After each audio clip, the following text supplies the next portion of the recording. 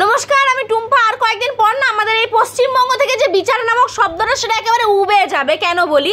কারণ আমাদের রাজ্যে তো একটা কোনো সুবিচার নেই। আর যখন কোনো অন্যায় হয় আর সেই সুবিচার চাওয়ার জন্য হাজার হাজার মানুষ এক হয়, লক্ষ লক্ষ মানুষ লড়াই করে সেই সুবিচার পাওয়ার জন্য, তখন যাতে সেই আন্দোলনকে দাঁড় করানো যায়, সেই আন্দোলন যেন বাড়তে না পারে, সেই আন্দোলনকে রোধ করার জন্য প্রয়োজনে আমাদের রাজ্যের পুলিশ প্রশাসন যার সঙ্গে অন্যায় হয়েছে তার বাবা মার মাথাও ফাটিয়ে দিয়ে আরও অন্যায় করতে পারে।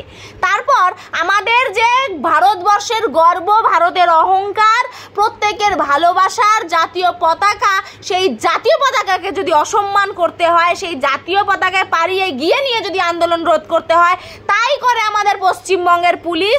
কিন্তু বিচার আমাদের রাজ্যে হবে না, এটা একদম পরিষ্কার কথা।